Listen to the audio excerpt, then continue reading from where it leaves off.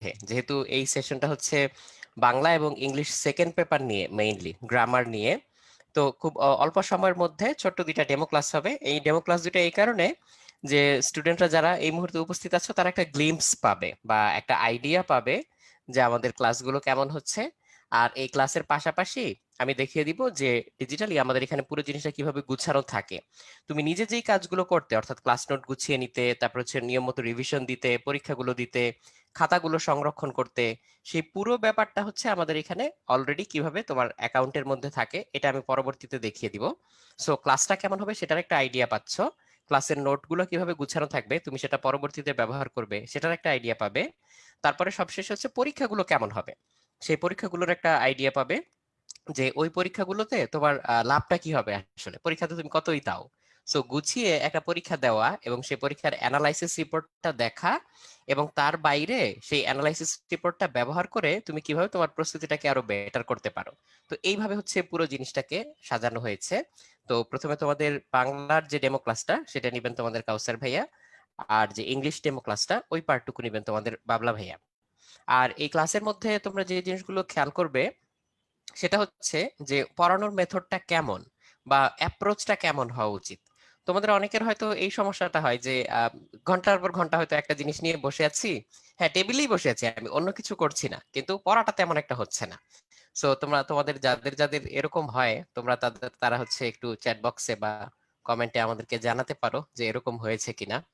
So আমি যখন পড়তাম তখন মাঝে মধ্যে এরকম হতো যে কোন একটা টপিক আসলে অন্যমনস্ক ভাবে আমি পৃষ্ঠার পর পৃষ্ঠা উল্টিয়ে যাচ্ছি, কিন্তু বন্ধ করার সময় দেখলাম যে আসলে তেমন কোনো একটা পড়া হয়নি আসলে। সো এই এই ব্যাপারটা কেন হয়, এটা জাস্ট মনোসংযোগের ঘাটতি, যে আমি যেভাবে পড়তে চাচ্ছিলাম সেভাবে পড়াটা আগাচ্ছে না, বা মনোসংযোগটা আমি দিতে পারিনি, দিতে না পারার কারণে এই এই ঝামেলাটা হয়। আর এইটা থেকে মুক্তি পাওয়ার উপায় কি সেটা তো আমরা ক্লাসে বলে দিবই। আর আরেকটা প্রবলেম হয় সেটা হচ্ছে যে মানে প্রোক্রাস্টিনেশনের প্রবলেম, গড়িমসি করার প্রবলেম। এটা এতটাই প্রকট, তুমি খেয়াল করো তোমার সাথে মিলে কিনা, খেয়াল করলে হয়তো চ্যাট বক্সে জানাতে পারবে। সেটা হচ্ছে ধরো আমি চিন্তা করলাম যে আচ্ছা পরীক্ষা তো সামনে চলেই এসছে, তাহলে তো এখন পড়াশোনা শুরু করতে হয়। কবে থেকে পড়াশোনা করব? এই যে কালকে থেকে পড়াশোনা করব, আজকে তো শুক্রবার, কালকে শনিবার, কালকে থেকে পড়াশোনা করব। তারপরে শনিবারে চিন্তা করলাম যে শনিবার তো চলেই আসলো, তাহলে এখন কখন থেকে পড়াশোনা করব? আচ্ছা 1 ঘন্টা পর থেকে পড়াশোনা শুরু করি, এই যে সন্ধ্যা 6টা থেকে পড়া শুরু করি। সন্ধ্যা 6টায় যদি দেখি যে কোনো মতে কিছু একটা করতে গিয়ে সন্ধ্যা 6টা 5 বেজে গেল, সো তখন মনে হয় যে আচ্ছা 6টা 5 তো বেজেই গেছে, একটা অড টাইম, ভাঙতি টাইম, এক কাজ করি আমি 6:30 থেকে পড়া শুরু করি। এই 6:30 থেকে 7টা 8টা 9টা, শেষে ওই দিনও আর পড়াটা শুরু হয় না। সো এই প্রবলেমটাও মনে হয় অনেকের হয়, তাই না? গড়িমসি করার প্রবলেম। এই যে আমি আহনাফকে দেখতে পাচ্ছি, শাফিনকে দেখতে পাচ্ছি, সামি, নোভা, তারপর জান্নাত, তোমরা সবাই জানাচ্ছ যে হ্যাঁ ভাইয়া এই প্রবলেমটা হয়। তো এই প্রোক্রাস্টিনেশনটা একটা সিভিয়ার প্রবলেম। কেন আমি এটাকে সিভিয়ার প্রবলেম বলছি? কারণ চোখের সামনে আমি দেখতে পাচ্ছি, আমার সামনে ঘড়ি আছে, তারপরেও হচ্ছে আমি মনকে বুঝাচ্ছি যে আচ্ছা ঠিক আছে আর একটু পরে, আর একটু পরে, এরকম। সো এই কথাগুলো নিশ্চয়ই অনেকের সাথে রিলেটেবল। সো এই এই প্রবলেম গুলো থেকে কিভাবে মুক্তি পাওয়া যায় বা এই জিনিসগুলো থেকে কিভাবে আমরা হচ্ছে বের হয়ে আসতে পারি, এই বিষয়গুলো নিয়ে আমরা ক্লাসের মধ্যে মাঝখানে মাঝখানে টিপস এন্ড ট্রিক্স হিসাবে আলোচনা করব। আর কাউসার ভাইয়া ক্লাসটা নেওয়ার জন্য প্রস্তুত হয়ে গেলেই সাগর ভাইয়া আমাদেরকে জানিয়ে দিবেন। ভাইয়া, সো তখন আমরা শুরু করে দিতে পারি। হ্যাঁ ভাইয়া। ভাইয়া জয়েন করছে, ওই যে একটু ভাইয়ারে কোহোস্ট বানাই দিয়ে। আচ্ছা ঠিক আছে, আমি এখনই করে দিচ্ছি। আমি ভাইয়াকে অবশ্য এখনো দেখতে পাচ্ছি না।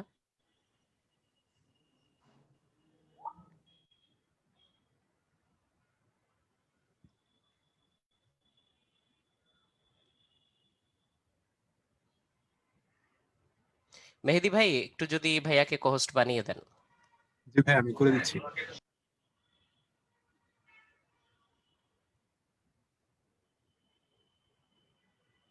ওকে, আমরা রেডি।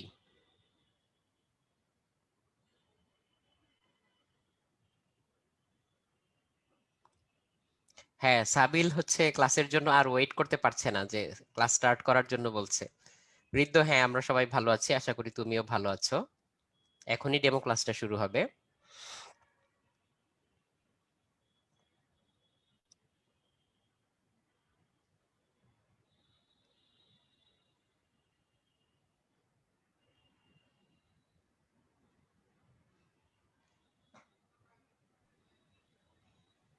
আচ্ছা, তাহলে আমি একটু আমার স্ক্রিন শেয়ারটা অফ করি।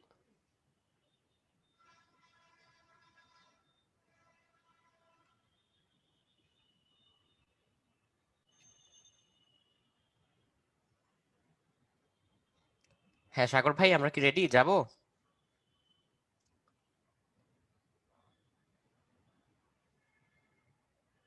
হ্যাঁ ভাইয়া, ওই যে বাবলা ভাই জয়েন করছে, ইনশাল্লাহ শুরু করবে।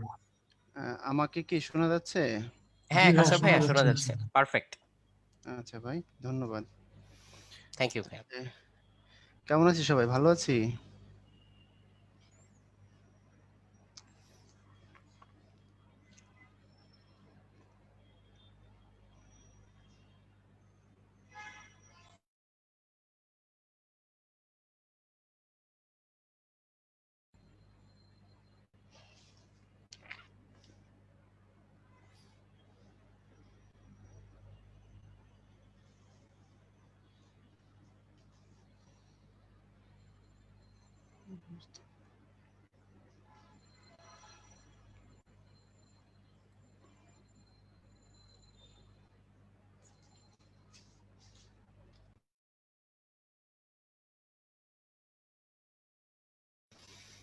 আমার স্ক্রিনটা কি পরিষ্কার দেখা যাচ্ছে ভাই? সাগর ভাই? জি ভাইয়া, দেখা যাচ্ছে। ক্লিয়ারলি দেখা আচ্ছা, যাচ্ছে ভাই। হ্যাঁ ভাই, তাহলে আমি একটু ওদের সাথে একটু কথা বলি। ভাইয়ারা, তোমরা যারা শুনতেছো, কেমন আছো তোমরা? ভালো আছো নিশ্চয়ই। তোমাদের সাথে আমার অল্প কদিন আগে কিছু কথাবার্তা হয়েছিল এরকম একটা ক্লাসে। আজকে তোমাদের সাথে আবার ভাইয়া কথা বলতে আসছি। এতক্ষণ তোমরা তোমাদের রাতুল ভাইয়ের সাথে কথা শুনছিলে, রাতুল ভাইয়ের কথা বলছিলে তার সাথে।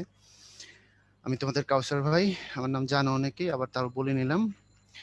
তোমাদের সাথে আজকে আমি ছোট্ট দুটো জিনিস শেয়ার করব।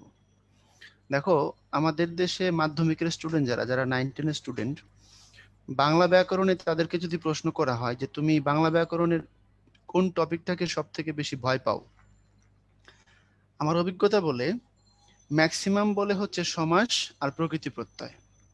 বেশিরভাগের প্রবলেম থাকে হয় সমাস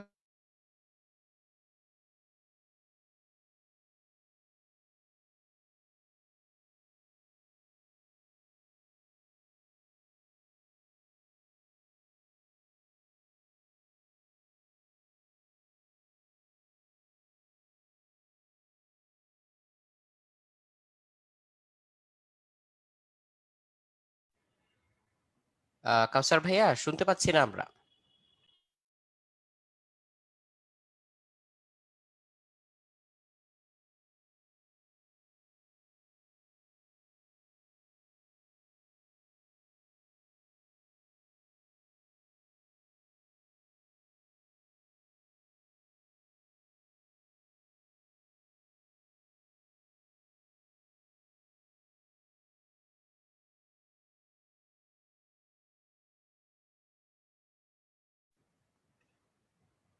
আচ্ছা, ভাইয়ার এন্ডে বোধহয় কিছু টেকনিক্যাল ডিফিকাল্টিজ হচ্ছে। ভাইয়া ফিরে আসলে আমরা ইমিডিয়েটলি ভাইয়ার কাছে ফিরে যাব। ইন দ্য মিন টাইম তোমাদের কাছ থেকে আমি কিছু জিনিস একটু জেনে নিতে চাই। সেটা হচ্ছে, নবম দশম শ্রেণীর প্রস্তুতিতে তুমি কি সব বিষয়ে আসলে সমান গুরুত্ব দিয়েছো কিনা? একদম সত্যি কথা বললে আসলে সব বিষয়ে সমান গুরুত্ব দেওয়া আসলে হয় না, কোনো না কোনো প্রেফারেন্স আমাদের থাকেই। আমরা কেউ আমার ফিজিক্সে হয়তো বেশি আমার গুরুত্ব দেই, কেউ কানেকশন ম্যাথে হয়েছে গুরুত্ব আমার। দেই। ভাইয়া চলে এসেছেন আবার? হ্যাঁ ভাই, একটু ডিসকানেক্ট হয়ে গেছিলাম। আচ্ছা আচ্ছা, ঠিক আছে ভাইয়া, আমি যে আবার আমার স্ক্রিনটা ছেড়ে দিচ্ছি। থ্যাংক ইউ ভাইয়া। ওকে।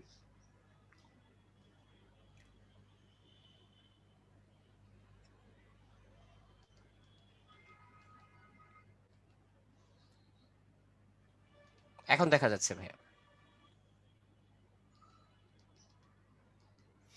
ওকে, তো বলছিলাম তোমাদের সমাস নিয়ে।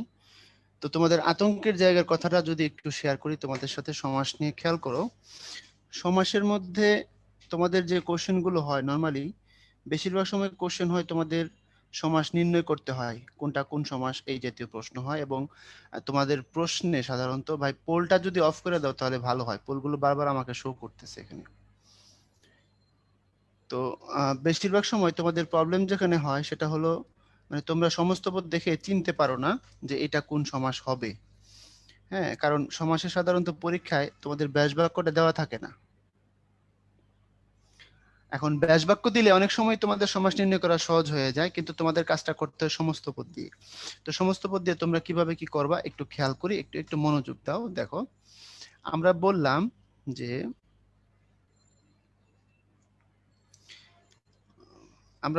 যে সিংহ চিহ্নিত আসন সমান সমান কি হবে? সমান সমান হবে সিংহাসন। এখন সমাসের ভাষায় এই বাক্যটার নাম হচ্ছে ব্যাস বাক্য। সমাসের ভাষায় এই বাক্যটাকে কি বলে? ব্যাস বাক্য বলে। তুমি আরো সহজে মনে রাখবা, যেটা সাইজে বড় হয় সেটা বাক্য হয়, যেটা সাইজে ছোট হয় সেটা সাধারণত পদ হয়। আর সমাসের ভাষায় এটাকে বলে হচ্ছে তোমার সমস্ত পদ। তো সমস্ত পদের দুইটা অংশ থাকে, একটা পূর্বপদ আর একটা পরপদ। এখানে সিংহ হচ্ছে পূর্বপদ, আসন হচ্ছে পরপদ। তো এই সমস্ত পদটা যদি তুমি চিনতে পারো যে এটা সমস্ত পদ, এখানে আরো কিছু ক্যালকুলেশন আছে। তো তুমি শুধু এখন আজকের ক্লাসের জন্য মনে রাখো, এই সাইজে বড়টা হলো বাক্য, ছোটটা হলো পদ, আর এই পদের নাম হচ্ছে সমস্ত পদ। এই সমস্ত পদ দেখে আমরা সমাসগুলোকে সাধারণত আইডেন্টিফাই করতে হয়।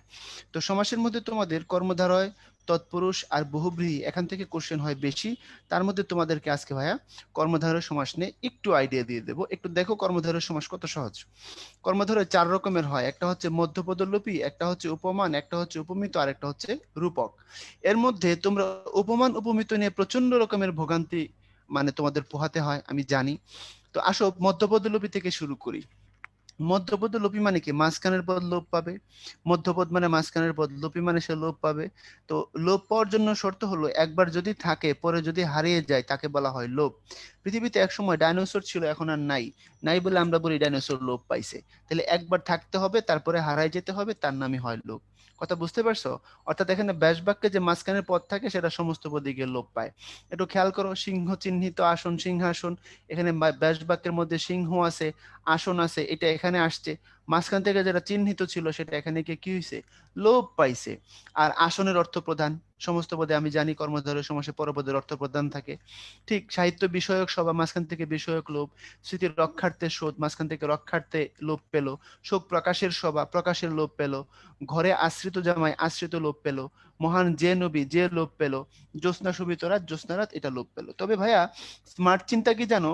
যদি কর্মধারয় সমাস থেকে প্রশ্ন হয় তোমাদের সম্ভাবনা বেশি উপমান এবং উপমিত থেকে প্রশ্ন হওয়ার, কারণ বাকিগুলো একটু সহজ হয়। এই দুইটাতে প্রচন্ড লেভেলের কঠিন ভাষা আছে।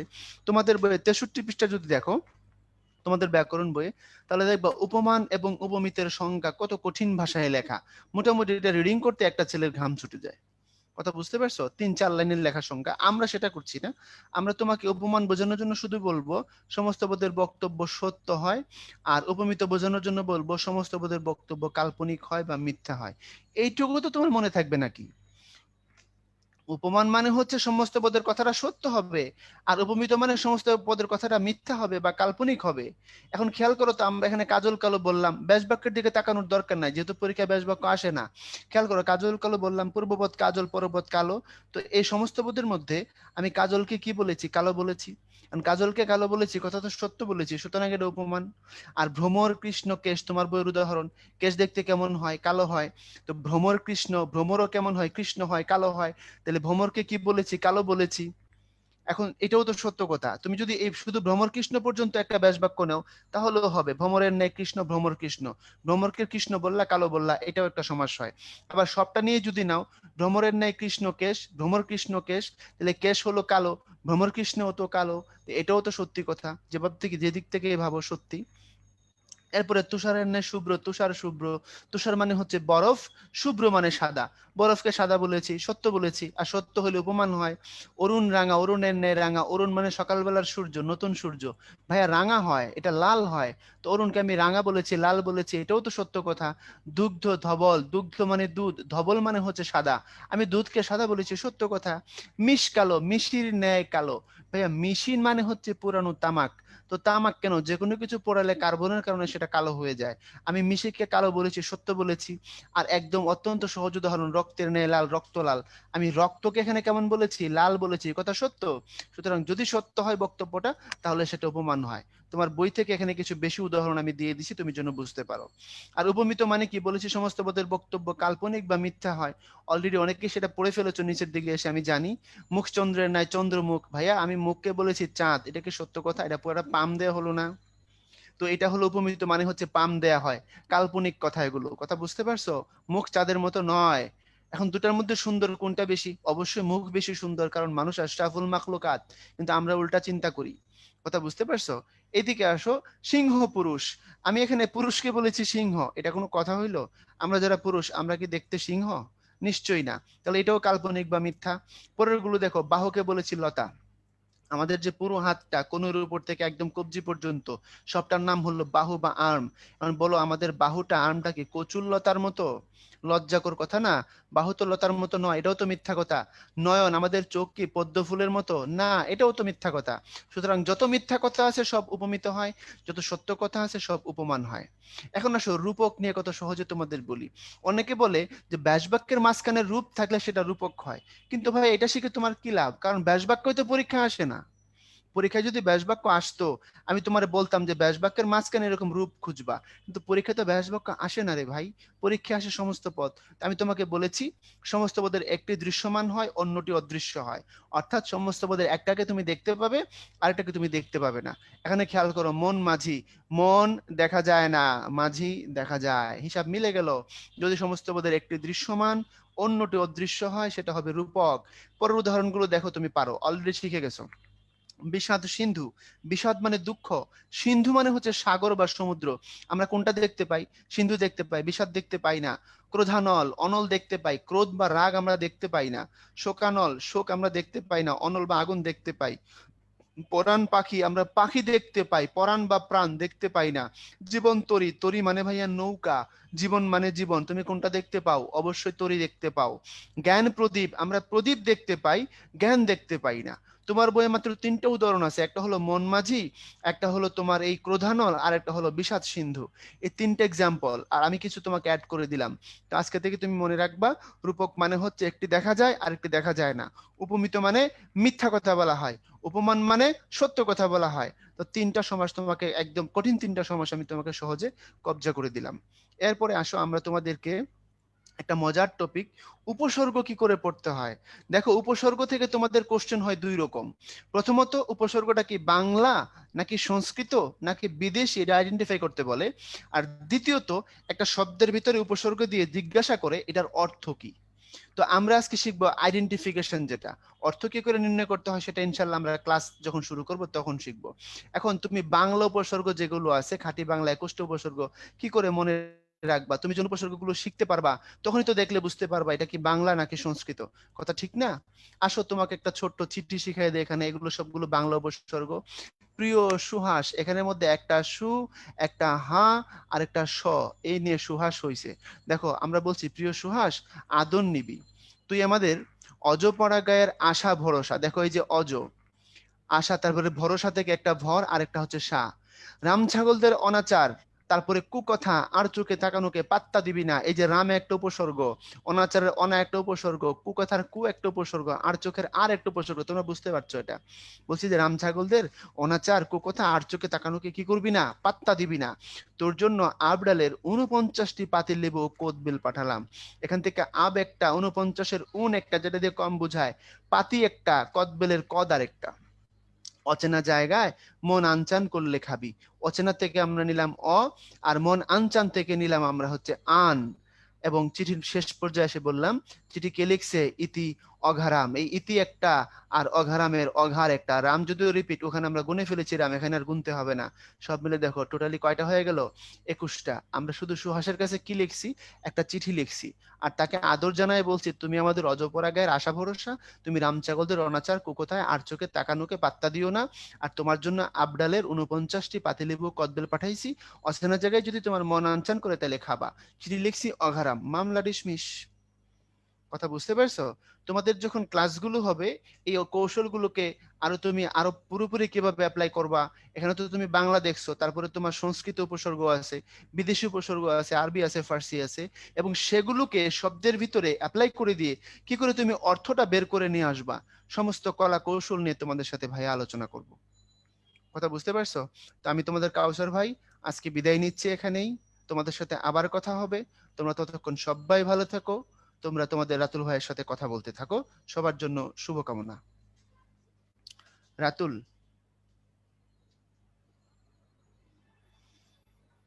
থ্যাংক ইউ ভাইয়া, অনেক ভালো লাগলো লেসনটা। তো এটাও তো আমরা মানে নরমালি হচ্ছে উপসর্গগুলা বা এই জিনিসগুলো মুখস্থ করতাম, তো মুখস্থ না করে পুরো জিনিসটা কিভাবে একটানা মনে রাখা যায় একটা সুন্দর একটা গল্পের মাধ্যমে বা একটা চিঠির মাধ্যমে, এটা আমরা দেখে ফেললাম। খুব ভালো লাগলো বিষয়টা। থ্যাংক ইউ ভাইয়া। That was fun. তো স্টুডেন্টরা তোমরা নিশ্চয়ই Okay. বুঝতে পারছো যে আমরা কিভাবে ক্লাসগুলো নিব বা কিভাবে কাজগুলো দেখতে হবে। চাই। তো আমি আবার হচ্ছে আমাদের মেইন স্লাইডটাতে ফিরে যাচ্ছি। আর একটু আগে তোমাদেরকে আমি জিজ্ঞেস করেছিলাম যে তোমরা হচ্ছে সব বিষয়ে সমান গুরুত্ব দাও কিনা। ইকুয়ালি ইম্পর্টেন্ট আরেকটা প্রশ্ন যেটা, সেটা হচ্ছে যে বিজ্ঞানের বিষয়গুলো পড়তে গিয়ে তখন হচ্ছে বাংলা ইংলিশ এই জিনিসটাতে হচ্ছে সমান গুরুত্ব দাও কিনা। তো এটা আমি জানতে চেয়েছিলাম, এটাও মাঝখানে অনেকে উত্তর দিয়েছে যে কম আসলে গুরুত্ব দেওয়া হয়। কথা সত্যি, আসলেই কম গুরুত্ব দেওয়া হয়, এটা বেশিরভাগের বেলায় ট্রু। আর সব সব বিষয়ে গুরুত্ব দেওয়া কেন জরুরি, এইটা আমি বলবো না, এটা হচ্ছে তোমরাই বলবা। সব বিষয়ে কেন গুরুত্ব দেওয়া জরুরি এই বিষয়টা হচ্ছে আমার চেয়ে তোমরাও অনেকে হয়তো বেটার বলতে পারবা বা ইকুয়ালি ভালো বলতে পারবা। তা আমি এক কাজ করি, তোমাদের কারো কারো কাছ থেকে একটু জানতে চাই। আমি তোমাদের হ্যান্ড রেইজের অপশন দিয়ে দিলাম, তোমরা কেউ হাত তুলতে পারো। হাত তুলে আমাকে বলতে পারো যে কেন জরুরি, তারপরে আমি হয়তো আরো কিছু যোগ করব। আমি দেখতে পাচ্ছি তাহা হাত তুলেছো, তা আমি সবার প্রথমে হচ্ছে তাহাকে আগে সুযোগ দিচ্ছি।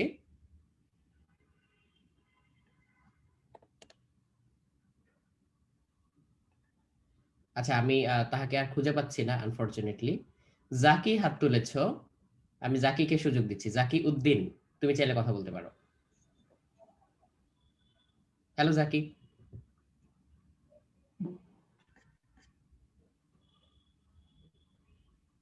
শুনতে পাচ্ছো?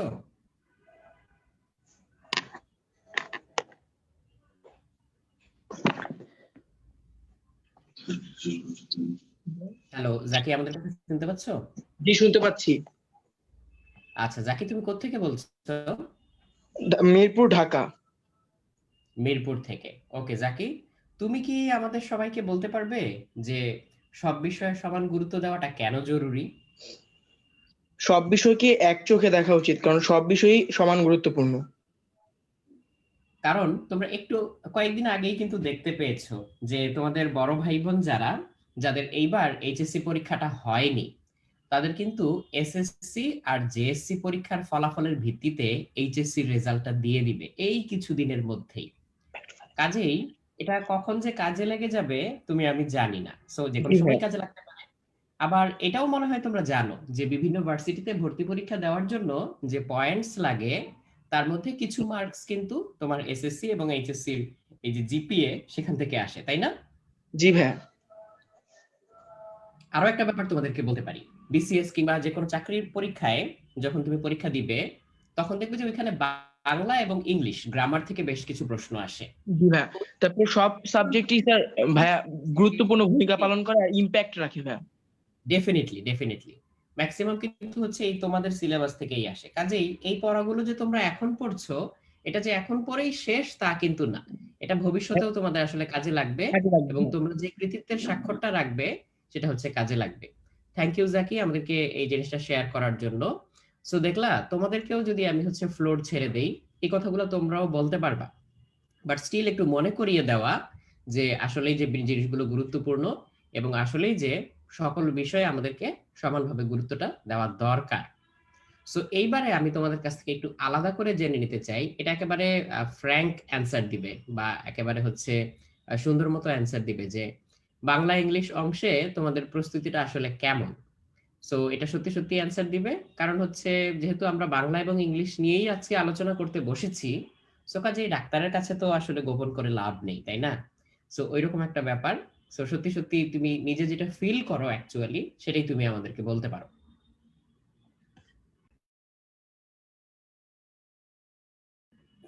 ওকে, আমি এখানে দেখতে পাচ্ছি যে অনেক ভালো এবং ভালো এর পার্সেন্টেজটা আসলে কম, এটাই আসলে অনুমেয় ছিল। মোটামুটি এবং যথেষ্ট গ্যাপ রয়েছে, এই পরিমাণটাই বরং বেশি। তো তোমাদের কুইক রেসপন্সের জন্য ধন্যবাদ এবং ফ্র্যাঙ্ক রেসপন্সের জন্য ধন্যবাদ। তো আমরা হচ্ছে এই বিষয়গুলো নিয়ে আলোচনা করব যে এই গ্যাপগুলো কিভাবে পূরণ করা যায় বা কিভাবে হচ্ছে এই জিনিসগুলো মেক আপ করে নেওয়া যায়। আর এখন করোনাকালীন সময়ে যেহেতু স্কুল কলেজ বন্ধ, এটা আসলে একটা সুযোগ বা একটা সময় যেটা তুমি কাজে লাগাতে পারো। কারণ যখন শুরু হয়েছিল তখন তুমি হয়তো জানতে না যে এটা কতদিন পর্যন্ত বন্ধ থাকবে। এবং ইফ আই এম অনেস্ট, অনেকে হয়তো এটাও ভেবেছিলে যে অনেক দিনের জন্য স্কুল বন্ধ হয়ে গেল, ভালোই তো হলো। তোমরা চাইলে হচ্ছে চ্যাট বক্সে শেয়ারও করতে পারো যে এরকমটা ভেবেছিলে কিনা, যে অনেকদিন হয়তো অনির্দিষ্টকালের জন্য বন্ধ হয়ে যাবে, অনাকাঙ্ক্ষিত একটা ছুটি পেয়ে গেলাম, হয়তো ভালোই হবে। সো অনেকে এরকম ভেবেছিলে, আবার অনেকে হয়তো নাও ভাবতে পারো যে না, আমি আগে থেকেই কনসার্ন ছিলাম যে হয়তো আমার ভালো লাগে নাই। অনেকে ভাবছিলা যে একটু ছুটি পেয়ে গেছি, হয়তো একটা ট্যুর দিয়ে আসা যায়, এরকম হয়তো অনেকে চিন্তা করছো। কিংবা সত্যি কথা বলতে অনেকে হয়তো ট্যুর দিয়েও আসছো, কেউ চাইলে স্বীকারও করে ফেলতে পারো যে ভাইয়া আমিও ট্যুর দিয়ে আসছি এই বন্ধের মধ্যে। সো এই হচ্ছে ব্যাপার। বাট এখন নিশ্চয়ই অনেকের কাছে আর ভালো লাগতেছে না, যে সময়টা আর কাটতেছে না, বোরিং লাগতেছে, বা বাসায় বসে বসে প্রোগ্রামিং শুরু করছো অনেকে, বা হচ্ছে স্কিল ডেভেলপমেন্ট শুরু করছো।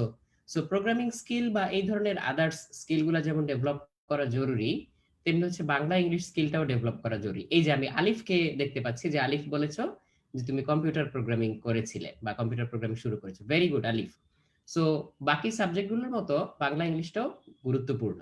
তো কাজেই এই সময়টুকু কাজে লাগিয়ে তুমি কেননা এর মধ্যে বাংলা ইংলিশটাকে একদম ঝরঝরে করে ফেলো, তাহলে তোমার পরবর্তীতেও তো কাজে লাগবে। আর এই কোর্সটার মধ্যে বিগত 5 বছরের সকল বোর্ড পরীক্ষার বাংলা ইংলিশ বিষয়ের পিডিএফ প্রশ্ন এবং সমাধান থাকবে। তো যদিও তোমরা কোর্স টাইটেল থেকে দেখেছো যে গ্রামারের উপরে কোর্সটা, বাট এখানে প্রশ্ন দেওয়ার সময় আমরা আসলে ফার্স্ট পেপার সেকেন্ড পেপার সবই দিয়ে দিব তোমাদের সুবিধার জন্য। তো এই ব্যাপারটা একটু আগে বলে দিলাম। আর ইংলিশ গ্রামার ডেমো ক্লাস তোমাদের আজকে এখন নেবেন তোমাদের বাবলা ভাইয়া। আচ্ছা, সাগর ভাই যদি একটু আমাকে জানান যে বাবলা ভাইয়া উপস্থিত আছেন কিনা।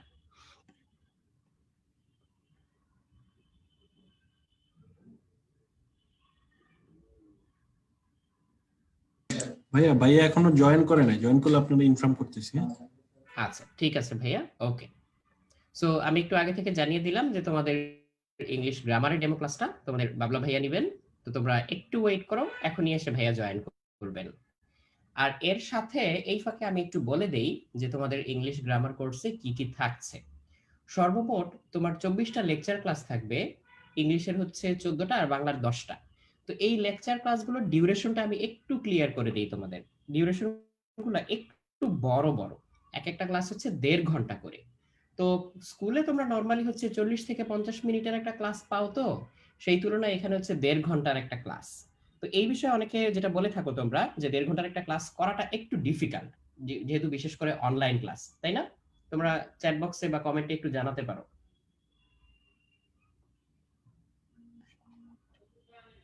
তোমরা তো স্কুলেরও অনেক ক্লাস হয়তো অনলাইনে করে থাকো। হ্যাঁ, কেউ কেউ বলেছো যে হ্যাঁ, কেউ কেউ বলেছো যে না। বাট যারা বলেছো যে হ্যাঁ একটু ডিফিকাল্ট, তারা অনেকে আবার কারণও উল্লেখ করেছো যে একটানা 1.5 ঘন্টা একটা স্ক্রিনের দিকে তাকিয়ে ক্লাস নিতে গেলে অনেক সময় ক্লাসটা একটু বোরিং হয়ে যায়। তো সেই জন্য আমরা যেটা করি সেটা হচ্ছে, তোমার যদি 1.5 ঘন্টার ক্লাসটা হয়, মাঝখানে আমরা হচ্ছে 5 থেকে 10 মিনিট করে দুটো ব্রেক দিয়ে থাকি।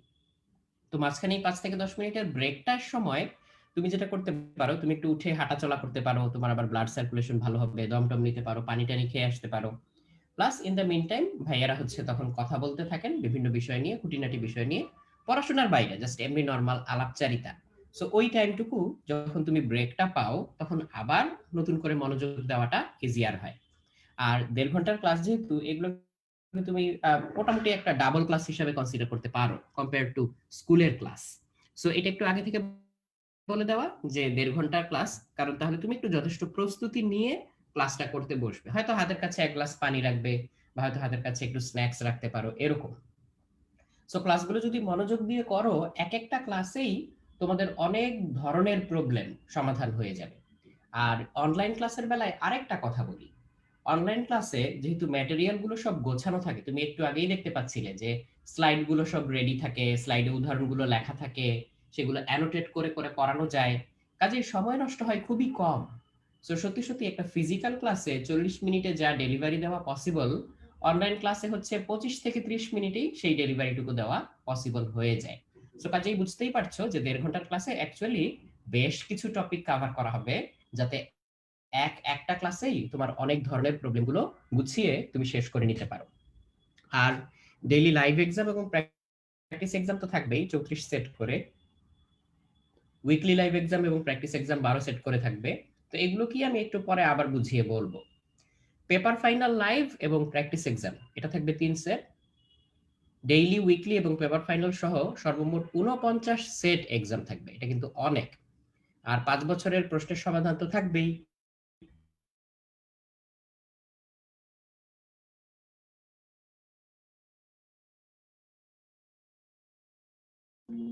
আর তোমরা নিচে দেখতে পাচ্ছ যে কোর্স ফিটা হচ্ছে 2000, এটা এককালীন একটা কোর্স ফি। তো কালকে থেকেই যেহেতু ক্লাস শুরু, যারা যারা ভর্তি হওনি তারা ভর্তি হয়ে যেতে পারো, বিকজ ভর্তি না হলে আবার ক্লাস বা পরীক্ষা দেওয়াটা সম্ভব না, কারণ যেহেতু সিস্টেমে লগ ইন করে দিতে হয়।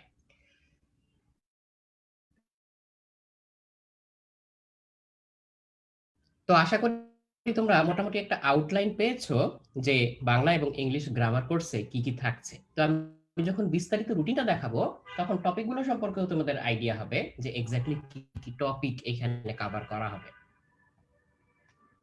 আর প্রোগ্রাম তো শুরু আগামীকাল 12ই ডিসেম্বর, তোমরা জানোই। কোর্সের ব্যাপ্তি হচ্ছে 12ই জানুয়ারি পর্যন্ত থাকবে। আর সময়সূচি হচ্ছে বিকাল 3টা এবং সন্ধ্যা 6টা। এই দুইটা আলাদা ব্যাচ করা হয়েছে এই জন্য যে যার জন্য যে টাইমটা সুবিধা তুমি ওই টাইম অনুযায়ী জয়েন করতে পারো। আর পরীক্ষার সময়সূচি সকাল 9টা থেকে রাত 9টা। তুমি সকাল 9টা থেকে রাত 9টার মধ্যে যে কোনো সময় পরীক্ষা দিতে পারো। 9টা হচ্ছে ওপেনিং টাইম, আর সকাল 9টা ওপেনিং টাইম, রাত 9টা হচ্ছে ক্লোজিং টাইম। তার মানে তোমার একটা পরীক্ষা যদি 1.5 ঘন্টার হয়, তুমি কিন্তু কখনোই রাত 8টায় পরীক্ষাটা দিতে ঢুকবে না। তোমাকে পরীক্ষা দিতে ঢুকতে হবে হচ্ছে আরো আগে, ধরো 7টা, সোয়া 7টার মধ্যে তুমি ঢুকে পড়তে পারো, যাতে নিরাপদে তুমি টাইম শেষ হওয়ার আগেই খাতাটা জমা দিয়ে তোমার পরীক্ষাটা শেষ করতে পারো। কারণ অনেকের একেবারে লাস্ট মোমেন্টে খাতা আপলোড দিতে কিংবা হচ্ছে সাবমিট করতে দেরি হয়ে যায়, বা ধরো নেটের প্রবলেম হলো, কারেন্ট চলে গেল, তখন দিতে পারলা না, তাহলে তো পরীক্ষাটা আসলে ঠিকমতো দেওয়া হলো।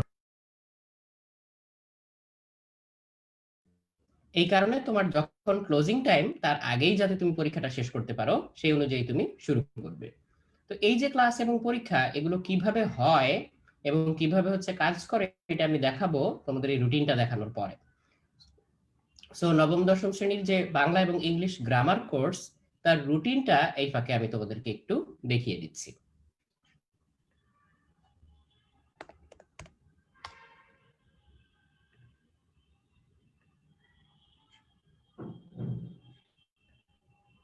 এই দেখো, আমরা এখন উদ্ভাসের হোম পেজে আছি। তো এখানে প্রোগ্রাম সমূহ ও রুটিন, এখানে যদি আমি ক্লিক করি তাহলেই হচ্ছে আমি দেখতে পাবো যে আমার রুটিনটা কেমন। সো আমি এখান থেকে নবম দশম শ্রেণীর যে ইংলিশ এবং বাংলা গ্রামার কোর্স, সেটা আমি খুঁজে পাবো হচ্ছে এইখানে। এই যে দেখো, একটু নিচে নামলেই নবম দশম শ্রেণীর বাংলা ইংলিশ গ্রামার কোর্স 2020। এইখানে ঢুকলে একটু নিচেই ডাউনলোড এই ক্লিক করলে রুটিনটা পেয়ে যাব। এই যে আমার রুটিনটা চলে এসেছে। আমি যদি একটু জুম করে তোমাদেরকে দেখাই, এই দেখো উপরে হচ্ছে আমি যা যা বলছিলাম সেগুলো সবই লেখা, তার নিচে হচ্ছে টাইম টেবিলটা দেওয়া, তার নিচে এই যে 12ই ডিসেম্বর থেকে হচ্ছে ক্লাস শুরু এবং বিস্তারিত রুটিনটা দেওয়া। তো এখানে দেখো, শনিবারে যদি হচ্ছে লাইভ ক্লাস E1 হয়, রবিবারে হচ্ছে লাইভ ক্লাস বাংলা 1, তাই না? ইংলিশ 1 এর পরে বাংলা 1, তারপর হচ্ছে আবার ইংলিশ 2, বাংলা 2, ইংলিশ 3, বাংলা 3, এইভাবে চলতে থাকবে ক্লাস। তো এর মধ্যে খেয়াল করলে দেখতে পাবে শনিবার অর্থাৎ আগামীকাল 12 তারিখ যে ক্লাসটা হবে ইংলিশ 1 এর উপরে, তার উপরে যে লাইভ এক্সামটা হবে সেটা হবে ঠিক পরের দিন 13 তারিখ। আবার 13 তারিখে যে এক্সামটা, যে ক্লাসটা হবে বাংলা 1, তার উপরে পরীক্ষাটা হবে 14 তারিখ। মানে যেদিন ক্লাস তার পরের দিন পরীক্ষা, যেদিন ক্লাস তার পরের দিন পরীক্ষা, এইভাবে কিন্তু আমাদের চলতে থাকবে পুরো জিনিসটা। তো একেবারে পুরো রুটিনটা জুড়ে এই জিনিসটাই তুমি দেখতে পাবে যে যেদিন ক্লাস তার পরের দিন ওই ক্লাসের উপরে পরীক্ষা। যেমন আমি যদি প্রথম পরীক্ষাটার কথা বলি, ইংলিশ 1, এই পরীক্ষাটাই হচ্ছে রিটেন 15 মার্কস থাকবে এবং সময় থাকবে 30 মিনিটস। আবার আমি যদি পরের দিন আসি, যে ডেইলি লাইভ এক্সাম বাংলা, এখানে 15টা এমসিকিউ থাকবে, সেটা তোমাকে 15 মিনিটের মধ্যে দিতে হবে।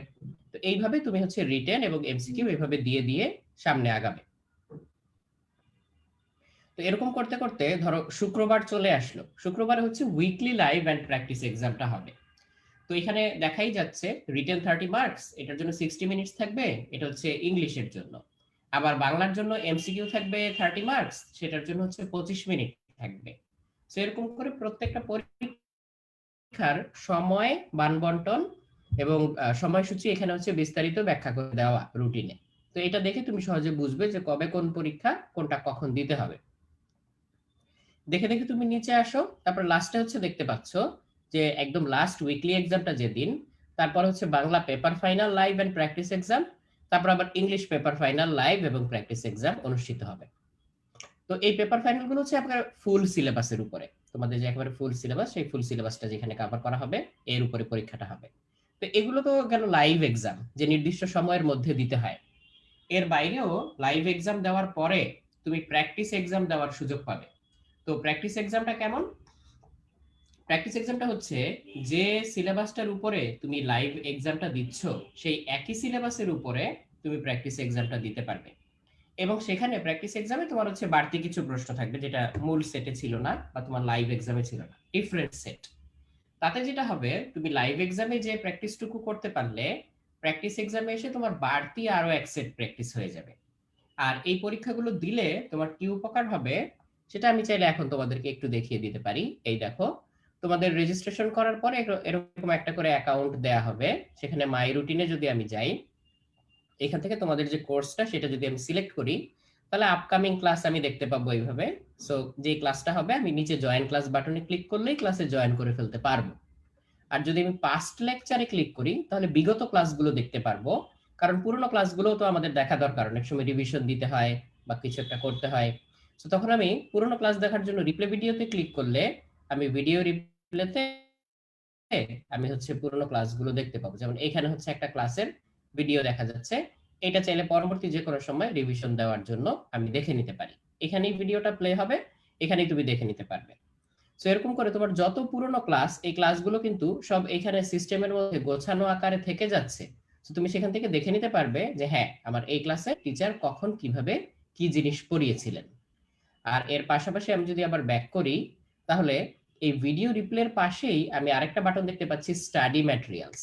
এইখানে ক্লিক করলে হচ্ছে ক্লাস পিডিএফ ক্লাস নোটটা, পিডিএফ ক্লাস নোটটা থেকে আমি দেখে ফেলতে পারবো যে টিচার এক্স্যাক্টলি কিভাবে ক্লাস নিয়েছিলেন। এবং দেখো এখানে একটা ডাউনলোড বাটনও আছে। সো আমি চাইলে এখান থেকে এই ক্লাস নোটটা ডাউনলোড করে রেখে দিতে পারবো, অফলাইনে যদি দেখতে চাই সেজন্য। কাজে আমার পুরোনো ক্লাসের ভিডিও আমরা দেখতে পাচ্ছি, আবার পুরোনো ক্লাসের যে পিডিএফটা সেটাও আমি ডাউনলোড করতে পারবো। এই যেমন এখানে গদ্য এবং উপন্যাসের উপর একটা ক্লাস দেখা যাচ্ছে।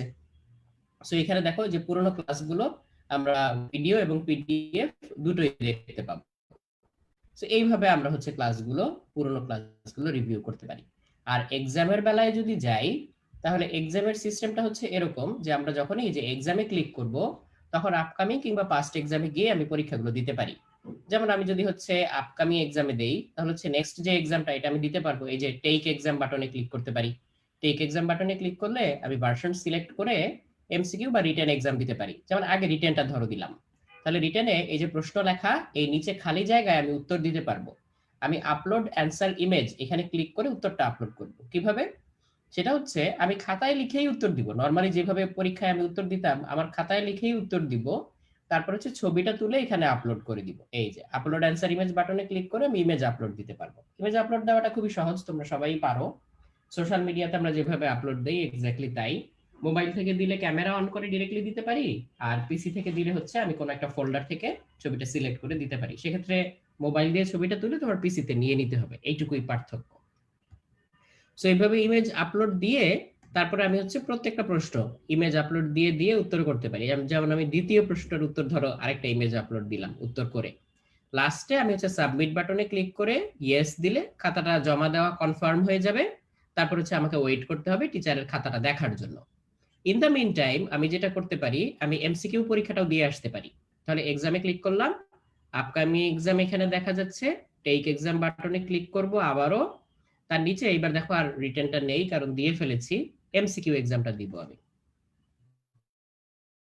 তো আমি এরকম করে যদি হচ্ছে এমসিকিউতে প্রত্যেকটা এমসিকিউ এর উত্তর ক্লিক করে করে উত্তর দিয়ে যাই, বৃত্ত ভরাট করার বদলে জাস্ট ক্লিক করলেই হবে। হ্যাঁ, জাস্ট এরকম ক্লিক করলেই উত্তরটা হয়ে যাবে।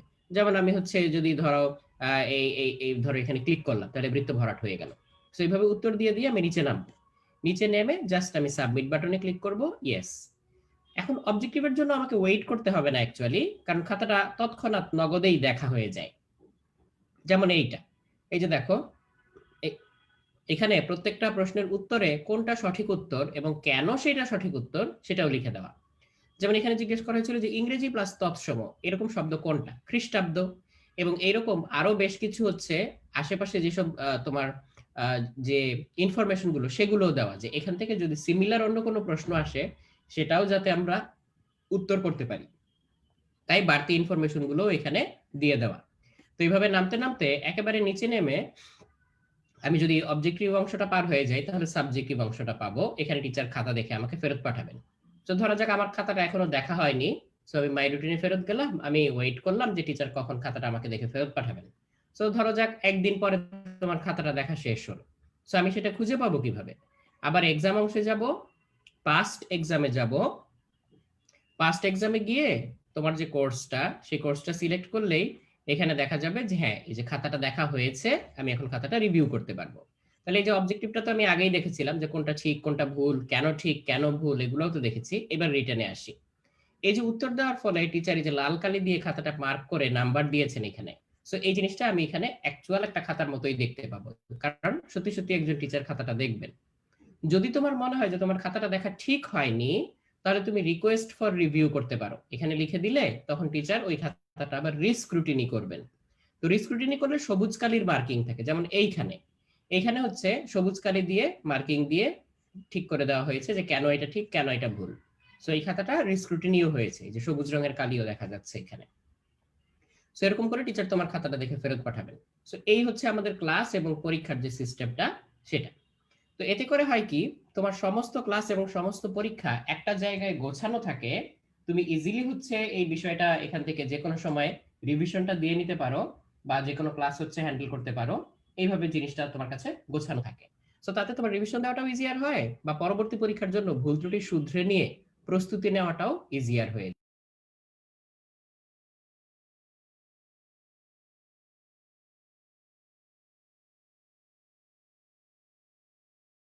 তো কেউ যদি হচ্ছে নিয়মিত এইভাবে ক্লাস করো এবং ক্লাসগুলো পরে রিভিউ করো, প্লাস তার সাথে সাথে পরীক্ষাগুলো রেগুলার দাও এবং প্রত্যেকটা পরীক্ষার অ্যানালাইসিস রিপোর্ট একটু মনোযোগ দিয়ে দেখো, তাহলে কিন্তু পরীক্ষা দেওয়ার মাধ্যমেও তোমার আরেকবার পড়া হয়ে যাচ্ছে বিষয়গুলো। কারণ এখানে সাবজেক্টিভের অ্যান্সারে তোমরা দেখেছো যে কি হলে আমি ফুল মার্ক পেতে পারতাম সেটা যেমন লিখে দেওয়া থাকে, অবজেক্টিভে আমার ওই অবজেক্টিভের সাথে রিলিভেন্ট অন্য কোনো যদি রিলিভেন্ট ইনফরমেশন থাকে সেগুলোও কিন্তু দেওয়া থাকে। সো এইভাবে হচ্ছে জিনিসটা হয়। তো আমি রুটিনটাও তোমাদেরকে দেখিয়েছি আর ক্লাস পরীক্ষা কিভাবে দিতে হয় সেটাও তোমাদেরকে দেখিয়েছি। আর এখানে আরেকটা বিষয় একটু বলে রাখা ভালো, এই পরামর্শগুলো আমরা সবসময় দিয়ে থাকি, সেটা হচ্ছে ইন্টারনেট ডিভাইস কিংবা সোশ্যাল মিডিয়া এগুলো। সেগুলো আমিও যদি আবারও তোমাদেরকে ফ্লোর ছেড়ে দিই, তোমরাও বলতে পারবে যে হ্যাঁ ভাইয়া সোশ্যাল মিডিয়া তো হচ্ছে আমাদের অনেক টাইম নষ্ট করে, আমরা একবার হচ্ছে ফেসবুকে ঢুকলে আর বের হতে পারি না, কিংবা ইউটিউবে একটা ভিডিও দেখলে ওইরকম আরো অনেকগুলো ভিডিও রেকমেন্ড করে, রেকমেন্ডেশন জিনিসটা হচ্ছে একেবারে পার্সোনালাইজড, তো এই জন্য তোমার একটা ভিডিও দেখলে ঠিক ওরকম আরো কিছু ভিডিও সাজেস্ট করে তোমার দেখতেই মনে চায়। তো অনেক সময় এখান থেকে নষ্ট হয়ে যায়। তারপরে শুরুর দিকে যে কথাটা বলছিলাম যে স্কুল বন্ধ মানে কি, তাহলে কি আমরা কি বাইরে গিয়ে এখন ঘোরাঘুরি শুরু করব? মোটাই তা না। স্কুল বন্ধ তো কোনো একটা কারণে, সেটা হচ্ছে মানুষজন অসুস্থ হয়ে যাচ্ছে, মারা যাচ্ছে, রোগে আক্রান্ত হচ্ছে। তো তোমরা যাতে এই বিপদে না পড়ো, এখন তোমরা অনেক ইয়াং, তোমাদের হয়তো রোগ প্রতিরোধ ক্ষমতা অনেক বেশি, নিজে অসুস্থ হয়ে খুব বেশি সমস্যা না হলেও বাসায় তো আরো মানুষজন থাকে যাদের হয়তো রোগ প্রতিরোধ ক্ষমতা অতটা স্ট্রং না, অন্যেরও তো তুমি ক্ষতির কারণ হতে পারো। সো এই জন্য এই ব্যাপারগুলোতে খুবই সাবধান থাকবে যাতে আক্রান্ত না হয়ে যাও। এখন রিসেন্ট কিন্তু কোভিড কেস আবার বেড়ে যাচ্ছে। আর সময় নষ্ট না করে সবসময় বুঝে পড়া, এটা করলে লাভ কি, পরবর্তীতে আবার রিপিট বা রিপিটিশন করতে হয় না বা নতুন করে আবার পড়তে হয় না। সো এই সুবিধাটা হচ্ছে পাওয়া যায় যদি শুরু থেকে তুমি ভালো করে জিনিসগুলো পড়ো। তো এই পর্যন্ত আমি একটু বললাম, আর এখন আমি আবার একটু ফিরে যাব আমাদের ডেমো ক্লাসটাতে। তো আমরা তোমাদের বাবলা ভাইয়াকে একটু ডেকে নিচ্ছি। বাবলা শুনতে পাচ্ছো? আসসালামু আলাইকুম ভাই, আমাকে শোনা যাচ্ছে? একদম ক্লিয়ারলি শোনা যাচ্ছে, তুমি শুরু করতে পারো, আমি ওকে, শেয়ারিংটা স্টপ করি। Thank you. সবাইকে আবারও আমন্ত্রণ জানাচ্ছি তোমাদের আজকে ওরিয়েন্টেশন ক্লাসে। তোমাদের আগে সেমিনারের দিনেও অল্প কিছুক্ষণের জন্য দেখা হয়েছিল। তো আজকে আমরা আমাদের ক্লাসগুলোকে আসলে কিভাবে কন্ডাক্ট করব, যেহেতু তোমাদের এটা একটা গ্রামার কোর্স, একদম পুরো বেসিকটা বিল্ড আপ যেহেতু আমাদের টার্গেট, সো আমরা সেই চিন্তা ভাবনা থেকে সেই ধারণা থেকে আমরা হচ্ছে তোমাদের কোর্সটাকে সাজিয়েছি। তারই ধারাবাহিকতায় আজকে আমরা কি কি জিনিস পড়াবো সেটা নিয়ে আরেকটু গত দিনের থেকে একটু ডিটেলসে আলোচনা করব। তাহলে আমি স্ক্রিনটা শেয়ার করছি, আশা করছি সবাই দেখতে পাচ্ছো। তো আমরা প্রত্যেকটা বিষয় তোমাদের কাছে কিভাবে সহজবোধ্য কিংবা সহজগম্য করে তুলে ধরতে পারি তার কিছু নমুনা আছে দেখাবো। যেমন দেখো, এখানে ফাইনাইট আর নন ফাইনাইট ভার্বের কথা বলা আছে। তুমি যে কোনো জায়গায় যে কোনো পরীক্ষা দাও না, হতে পারে তোমার ক্লাস 8-এর পরীক্ষা, হতে পারে তোমার এসএসসি এইচএসসি, হতে পারে তোমার অ্যাডমিশন টেস্ট, এবং হতে পারে তোমার আজ থেকে 10 থেকে 12 বছর পর তুমি চাকরির জন্য পরীক্ষা দিবা, মাথায় রাখবা ভার্বের থেকে উপরে এর চেয়ে বেশি ইম্পর্টেন্ট কোনো গ্রামারের আইটেম নাই। তুমি যদি ভার্বটা ভালো মতো না বোঝো তাহলে জীবনে কোনো গ্রামাটিক্যাল টপিকই তুমি ঠিক মতো আয়ত্তে আনতে পারবা না, কেননা ভার্বটা বোঝাই হচ্ছে গ্রামারের একদম মূল ভিত্তি। তাহলে আমরা একটু দেখে নেই, ভার্বের ভেতরে ভার্বকে মোটা দাগে দুইটা ভাগে আমরা ভাগ করতে পারি। একটাকে বলা হয় ফাইনাইট ভার্ব, আরেকটাকে বলি থাকে আমরা হচ্ছে নন ফাইনাইট ভার্ব। তো দেখো, ফাইনাইট ভার্ব নন ফাইনাইট ভার্বের নাম তো আমরা সারা জীবন শুনেছি, কিন্তু কাদেরকে বলে? প্রথম কথা, ফাইনাইট ভার্ব আমরা তাদেরকেই বলবো যাকে দেখে টেন্স চেনা যায়। তো যাকে দেখে টেন্স চেনা যায় সে ফাইনাইট ভার্ব, যাকে দেখে টেন্স চেনা যায় না তাকে আমরা বলে থাকি হচ্ছে নন ফাইনাইট ভার্ব। উদাহরণস্বরূপ আপু ভাইয়া তোমাদেরকে আমরা বলতে পারি, যেমন আই ওয়েন্ট, আমি সহজ উদাহরণ দিচ্ছি যাতে সবাই বুঝতে পারো, শি গোজ। খেয়াল করে দেখো, এখানে ওয়েন্ট দেখে বুঝতে পারছি এটা পাস্ট টেন্সে আছে, এখানে গোজকে দেখে আমি বুঝতে পারছি এটা প্রেজেন্ট টেন্সে আছে। তাহলে এরা কোন ধরনের ভার্ব? এরা হচ্ছে finite verb. Non finite verb কোনগুলো আমি যদি বলি, walking is good for health, হাঁটা স্বাস্থ্যের জন্য ভালো, walking is good for health. খেয়াল করে দেখো, এই বাক্যটা প্রেজেন্ট টেন্সে আছে তুমি জানো, কিন্তু সেটা কাকে দেখে বুঝেছো তুমি? খেয়াল করো, ইজ কে দেখে বোঝা যাচ্ছে যে এটা একটা প্রেজেন্ট টেন্স, তাহলে ইজ হয়ে যাবে তোমার ফাইনাইট ভার্ব। কিন্তু শুধু ওয়াকিং এর দিকে তাকিয়ে তুমি কখনোই বলতে পারবা না যে এটা প্রেজেন্ট টেন্স, পাস্ট টেন্স নাকি ফিউচার টেন্স। তাইলে ওয়াকিং শব্দটাকে আমরা বলবো এক ধরনের নন ফাইনাইট ভার্ব। তাহলে আমাদের টেন্সের পার্থক্যের ভিত্তিতে আমরা ফাইনাইট আর নন ফাইনাইটকে আলাদা করতে পারি। ফাইনাইটকে দেখে টেন্স চেনা যাবে, নন ফাইনাইটকে দেখে আমরা টেন্স চিনতে পারবো না। এখন কথা ভাই, এই নিয়ম দিয়ে সবসময় হবে না।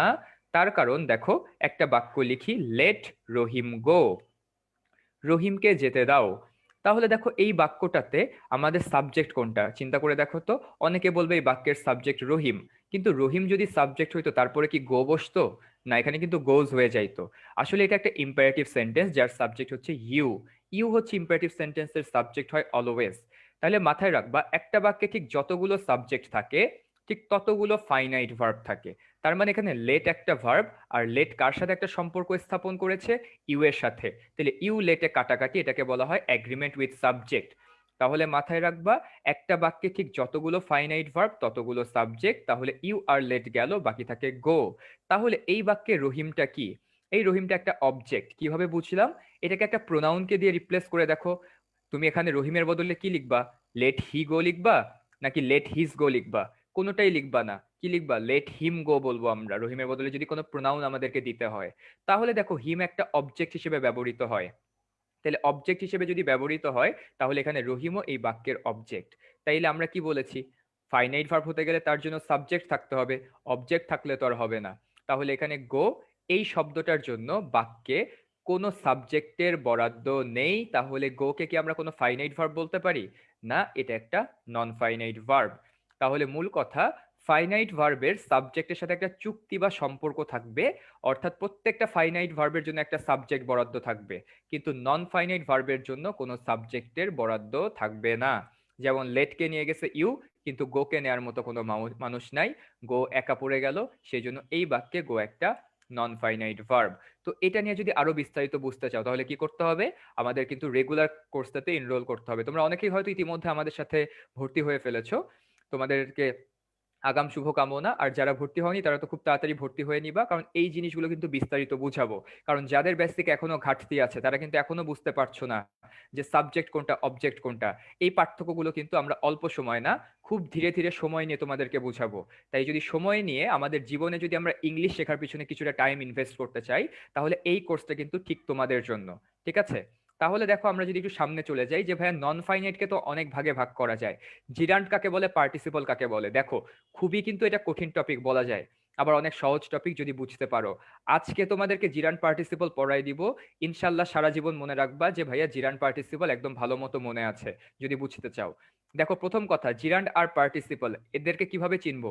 ভার্বের সাথে আইএনজি যুক্ত হয়ে সাধারণত জিরান্ড অথবা পার্টিসিপল গঠিত হয়। তো পার্টস অফ স্পিচের দিক থেকে তোমার জিরান্ড এক প্রকারের নাউন আর তোমার পার্টিসিপল এক প্রকারের অ্যাডজেক্টিভ। তাহলে একটু খেয়াল করো যে এরা কিন্তু ভার্ব থেকে তৈরি হয়, জিরান্ডও ভার্ব থেকে তৈরি হয়, পার্টিসিপলও ভার্ব থেকে তৈরি হয়, কিন্তু অর্থের দিক থেকে জিরান্ড এক ধরনের তোমার নাউন আর পার্টিসিপল হচ্ছে এক ধরনের অ্যাডজেক্টিভ। তাহলে বাক্যে ব্যবহারটা কোথায়? আমরা জানি একটা বাক্যের সাবজেক্ট কিংবা অবজেক্ট হিসেবে কোন কোন পার্টস অফ স্পিচ বসে, নাউন অথবা প্রোনাউন। তাহলে মাথায় রাখবা জিরান্ডের ব্যবহারটা হয় কোনো বাক্যের সাবজেক্ট হিসেবে অথবা কোনো বাক্যের অবজেক্ট হিসেবে। আর অ্যাডজেক্টিভের ব্যবহারটা কোথায় হয়? কমপ্লিমেন্ট হিসেবে। সো কমপ্লিমেন্ট কি, এগুলো সবকিছুই তোমাদেরকে পড়ানো হবে রেগুলার কোর্সে। তো এখন আমি জাস্ট সংক্ষেপে তোমাদেরকে একটু করে বুঝাই দেই। দেখো আমরা সাবজেক্ট হিসেবে জিরান্ড বসেছে, সেটা কিভাবে বুঝবো? দেখো সুইমিং ইজ মাই হবি, সাঁতার কাটা আমার খুব ভালো বড় একটা শখ। তাহলে দেখো হোয়াট ইজ মাই হবি, তাইলে এইটা তো আর ভার্ব না, মেইন ভার্ব কোনটা? ইজ। এটাকে আমরা ফাইনাইট ভার্ব বলছি। আমরা জানি ফাইনাইট ভার্বের আগে কি বসে? একটা সাবজেক্ট বসে। সাবজেক্ট হিসেবে কি হয়? নাউন কিংবা প্রোনাউন। তো সুইমিং কি নাউন হতে পারে, প্রোনাউন হতে পারে? না, এটা প্রোনাউন হতে পারে না। তাহলে দেখো এইখানে সুইমিং শব্দটা ভার্বের সাথে কিন্তু আইএনজি, সুইমের সাথে আইএনজি যুক্ত হয়ে গঠিত হয়েছে। আমরা কি জানি? কোনো একটা ভার্ব প্লাস আইএনজি যদি নাউনের মতো অর্থ প্রকাশ করে তাহলে সেটাকে আমরা জিরান্ড বলি। তাহলে সুইমিং এখানে একটা জিরান্ড। তেমনি ভাবে আমি এটাকে উল্টায়ে লিখতে পারি আই লাভ সুইমিং। এইখানে সুইমিং একটা অবজেক্ট, আর আমরা জানি অবজেক্ট হিসেবেও নাউন কিংবা প্রোনাউন বসে। তাইলে এটার পক্ষে তো আর অ্যাডজেক্টিভ হওয়া সম্ভব না। এটা যেহেতু ভার্ব প্লাস আইএনজি তাই এটা পার্টিসিপলও না। এটার অ্যান্সারটা কি হবে? এটাও এক ধরনের জিরান্ড। তো বাক্যে মাথায় রাখবা, কোনো বাক্যের সাবজেক্ট এবং অবজেক্ট হিসেবে যদি একটা মাত্র শব্দ বসে যেটা ভার্ব প্লাস আইএনজি, সেটা অলওয়েজ হবে জিরান্ড। আবারও বলছি, এটা একটা তোমার চিট শিট বলতে পারো এটাকে। কোনো একটা বাক্যের সাবজেক্ট এবং অবজেক্ট হিসেবে যদি একটা মাত্র শব্দ থাকে যেটা ভার্ব প্লাস আইএনজি, সেটাকে কি বলবো আমরা? সেটাকে বলবো হচ্ছে এক ধরনের জিরান্ড। তাহলে আমরা পার্টিসিপল কাকে বলবো আমি একটু তোমাদেরকে ভেঙে দেখাই দেই।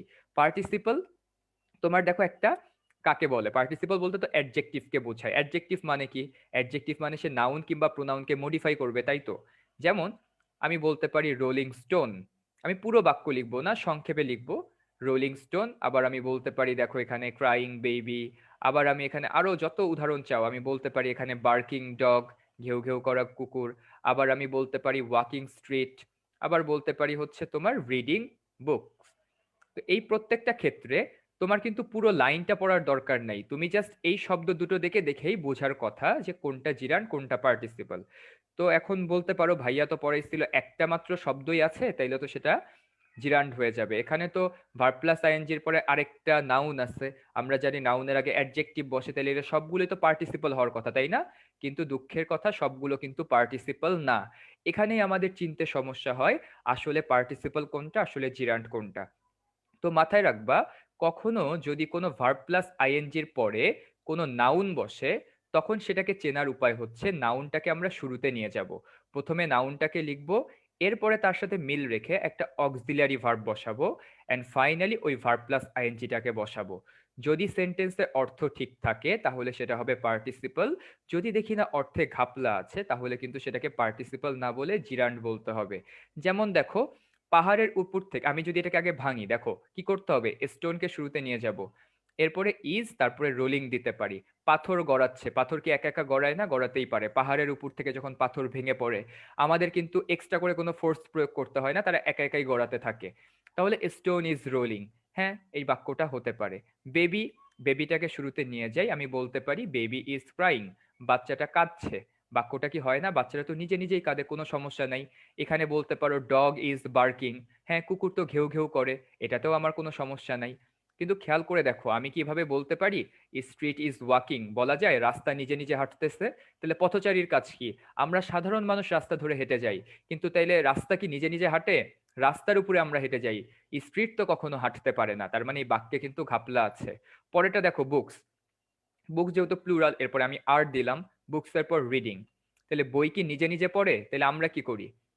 তাহলে বই কিন্তু নিজে নিজে পড়তে পারে না, এটা বলতে পারি উই আর রিডিং বুকস। তাহলে খেয়াল করে দেখো যেগুলোকে আমরা এভাবে ভেঙে লিখলাম, লেখার পরে উপরের তিনটার অর্থের কোনো অসামঞ্জস্যতা নেই, এটা একটা কারেক্ট সেন্টেন্স। এজন্য এগুলোকে বলবো হচ্ছে আমরা পার্টিসিপল। কিন্তু নিচের দুটো দেখো, এদের ভিতরে অর্থের কোনো সংগতি নাই, এরা সম্পূর্ণ খাপছাড়া অর্থ দিচ্ছে। রাস্তা আবার হাঁটে নাকি, বই কি নিজে নিজে পড়ে নাকি, অবস্থাটা এইরকম। চেয়ার টেবিলে বই বসে আছে, আমরা চেয়ার টেবিলের উপর শুয়ে আছি, তারপরে হচ্ছে বইটা আমাদেরকে পড়া শুরু করে দিচ্ছে। এটা তো প্যারালাল ইউনিভার্সে ওইসব কল্পনা করা যায় না, ব্যাপারটা এইরকম। তো যাই হোক, যেগুলোর অর্থের কোনো সামঞ্জস্যতা থাকে না তাদেরকে আমরা বলি জিরান্ড। তাহলে ভাইয়া দেখো খুব সহজ একটা বিষয়, যে সাবজেক্ট কিংবা অবজেক্ট হিসেবে একটাই শব্দ থাকলে সেটা জিরান্ড। আর যদি তুমি দেখো ভার্ব প্লাস আইএনজির পরে অন্য একটা নাউন আছে, তাহলে তোমার কাজ হবে ওই নাউনটাকে শুরুতে নিয়ে এসে সেটাকে পৃথক করে দেয়া। পৃথক করে দেওয়ার পরও যদি অর্থটা ঠিক থাকে তাহলে সেটা পার্টিসিপল। আর যদি দেখি না গ্রামাটিক্যালি ঠিক আছে বাট এটার কোনো মিনিংই হয় না, এটা কোনো বাস্তবভাবে সম্ভবই না, তাহলে সেটা হয়ে যাবে এক ধরনের জিরান্ড। তাহলে আশা করি তোমরা বুঝতে পেরেছো। তো এখানে তো জাস্ট আমরা একটা 5 মিনিটের একটা চেষ্টা চালালাম তোমাদের উপরে। তো এইটাকে কিন্তু আমরা মূল ক্লাসগুলোতে আরো অনেক বেশি এক্সটেন্ড করব, আরো বেশি উদাহরণ দিব তোমাদেরকে, আরো ভালো মতো বোঝানোর চেষ্টা করব। তো শুধু জিরান্ড পার্টিসিপল না, গ্রামারের যত নিয়ম আছে সব নিয়মগুলোকে আমরা এভাবে সাম আপ করে তোমাদের সামনে উপস্থাপন করার চেষ্টা করব। সো ক্লাস 8, 9, 10-এ আমরা যখন ছোট ছিলাম আমাদের সামনে এত অপরচুনিটি ছিল না যে এত সুন্দরভাবে গ্রামার শিখবো। এগুলো কিন্তু আমাদের জীবনে অনেক পরে এসে শিখতে হয়েছে যে কিভাবে ভেঙে ভেঙে বের করা যায়। তো তোমাদের সামনে এত সুন্দর একটা অপরচুনিটি নিয়ে আসা হয়েছে, তো obviously you should grab it. কারণ হচ্ছে এখানে আমরা একদম তোমাদের যতটা বোর্ড প্রশ্ন থেকে শুরু করে একদম যতটা বেসিকে যাওয়া যায় সবগুলো নিয়ে ডিটেইলস আলোচনা করব। সো আমার সবার প্রতি প্রত্যাশা, যারা ক্লাসটা থেকে একটু হলেও কিছু শিখেছো তাদের থেকে এতটুকু প্রমিস করতে পারি তোমাদেরকে আরো অনেক কিছু শেখানো হবে। আর যারা মনে করছো না ভাই আমি ধরতে পারছি না, তার মানে কিন্তু তোমার ঘাটতিটা আরো বেশি। তার মানে তোমার বেসিকটা শিখতে হবে। কারণ এখানে আমরা জাস্ট একটা ডেমো দেখালাম, আমরা যখন ক্লাসে পড়াবো আরো তলানি থেকে শুরু করব, একদম সাবজেক্ট অবজেক্ট থেকে শুরু করে ফাইনালি আউটপুট পর্যন্ত পুরোটা শেখানো হবে। সো তুমি যে অবস্থাতেই থাকো না কেন, তোমার যদি মনে হয় শিখতে পারছি, হ্যাঁ আরো কিছু শিখবা, ইউ আর ওয়েলকাম। আর যদি মনে করো যে না ভাইয়া আমি বুঝতে পারছি না, তাহলে তোমার জন্য কিন্তু রেগুলার ক্লাসগুলো খুবই দরকার যাতে বেসিকটা ক্লিয়ার হয়ে যায়। ঠিক আছে, তাহলে এইটা ছিল তোমাদের জন্য আজকে আমার পক্ষ থেকে। তো রেগুলার ক্লাসে আরো অনেক কিছু পড়াবো, তো তোমাদের সবাই সাথে হয়তো আবারও দেখা হয়ে যাবে। সেই পর্যন্ত তোমাদের সবার প্রতি শুভকামনা জানাচ্ছি। আমি শাহরিয়ার বাবলা। তো আবারও দেখা হবে, সেই পর্যন্ত সবাই ভালো থেকো, সুস্থ থেকো। আল্লাহ হাফেজ। রাতুল ভাইয়ের কাছে ফিরে যাচ্ছি আমি। Thank you. তোমরা নিশ্চয়ই এতক্ষণ বাবলা ভাইয়ের ক্লাসটা মনোযোগ দিয়ে করেছো। তো আমরা এই পর্যন্ত চলে এসেছিলাম। তো এখানে তোমাদেরকে একটু মনে করিয়ে দিই যে যদিও নরমালি আমরা উদ্ভাসন মেশের কোর্সগুলো সায়েন্সের স্টুডেন্টদের জন্য তৈরি করে থাকি, ফিজিক্স, কেমিস্ট্রি, ম্যাথ এই ধরনের, বা আইসিটি। আইসিটি তো এখন যেমন সবার জন্য, তেমনি হচ্ছে বাংলা, ইংলিশ এটাও তো সবার জন্য। সো বিজ্ঞান, ব্যবসায় শিক্ষা কিংবা মানবিক বিভাগ সবার জন্যই হচ্ছে এই কোর্সটা উন্মুক্ত। সো তোমার নিজের জন্য তো বটেই, তোমার যদি মনে হয় যে তোমার কোনো ফ্রেন্ডের জন্য এই কোর্সটা দরকারি, তুমি কিন্তু তাদের সাথে শেয়ার করতে পারো বিষয়টা। আর অনলাইন ক্লাসের যে ফিচারগুলো, এগুলো আমি তোমাদেরকে অলরেডি দেখিয়েছি, যে জুম অ্যাপের মাধ্যমে ক্লাস, পিডিএফ এবং রিপ্লে দেখার ব্যবস্থা, ক্লাস নোট ডাউনলোড করা যায়। ও তোমাদেরকে আরো একটা জিনিস একটু আমি চাইলে দেখিয়ে দিতে পারি, সেটা হচ্ছে তোমাদেরকে বলেছিলাম যে বিগত বছরের যে পিডিএফ প্রশ্নগুলো থাকবে, যেমন এখানে হচ্ছে বিগত বছরের প্রশ্নগুলো দেখা যাচ্ছে। এরকম করে বিগত বছরের প্রশ্নগুলো তুমি এইভাবে চাইলে হ্যাঁ, হচ্ছে। এই ফাইলটা না, অন্য একটা ফাইল আছে ওইটা এর উপরে। হ্যাঁ হ্যাঁ, আচ্ছা ঠিক আছে ঠিক আছে ভাইয়া, আমি দেখিয়ে দিচ্ছি। সো এরকম তোমার হচ্ছে বিগত বছরের প্রশ্নগুলো পিডিএফ আকারে তুমি একসাথে পেয়ে যাবে, যাতে সেটা তুমি যে কোনো সময় ব্যবহার করতে পারো। আর এছাড়া ক্লাস নোটের যে পিডিএফ সেটা তো থাকবেই। অনেকে আমাদেরকে জিজ্ঞেস করে থাকো যে তোমার এই এই ইয়েগুলো কতদিন পর্যন্ত থাকবে, বা এই ক্লাস বা হচ্ছে পিডিএফ এগুলো কতদিন পর্যন্ত থাকবে।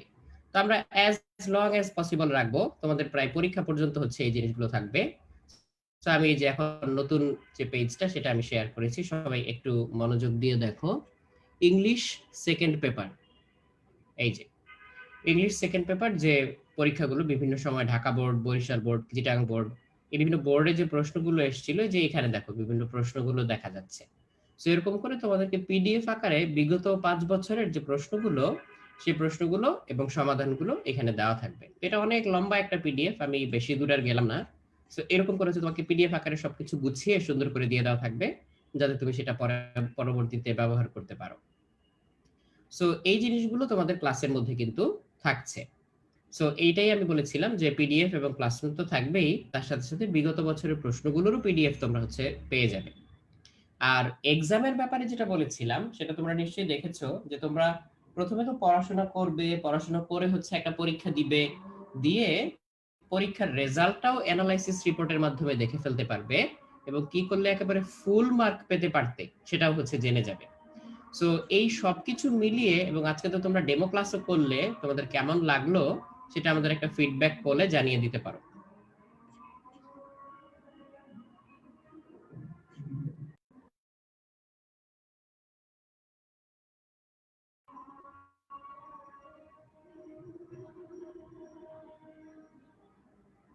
আচ্ছা, তোমাদের কুইক রেসপন্সের জন্য অনেক ধন্যবাদ। বেশিরভাগই তোমরা বলেছো যে চমৎকার কিংবা ভালো লেগেছে। ধন্যবাদ সবাইকে ফিডব্যাকটা দেওয়ার জন্য।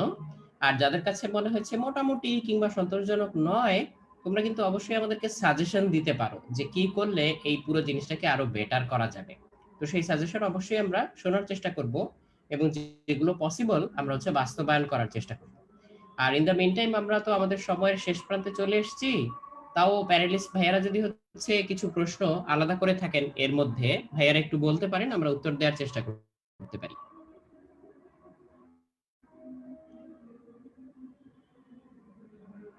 লেবু ভাইয়া কিংবা সাগর ভাইয়া যদি বলতে পারেন যে এরকম কোনো প্রশ্ন এসেছে কিনা যেগুলো আলাদা করে উত্তর দেওয়া প্রয়োজন। হ্যাঁ, আজান দিয়ে দিয়েছি তো, মনে হয় আজকে উত্তর নেওয়া সম্ভব হচ্ছে না, শেষ করে দিতে পারেন। আচ্ছা, থ্যাংক ইউ ভাইয়া। তাহলে আপাতত আমরা হচ্ছে আজকে এখানে শেষ করব। আর ক্লাসে তো তোমাদের সাথে বিস্তারিত কথা হবেই, কোন বই পড়তে হবে, কিভাবে আগাতে হবে, কিভাবে হচ্ছে স্ট্র্যাটেজি ডেভেলপ করা যায়, এগুলো নিয়ে ক্লাসে বিস্তারিত কথা হবে তোমাদের সাথে। তো সে পর্যন্ত সবাই ভালো থেকো, সুস্থ থেকো। সবাইকে আবারও আসসালামু আলাইকুম এবং আল্লাহ হাফেজ।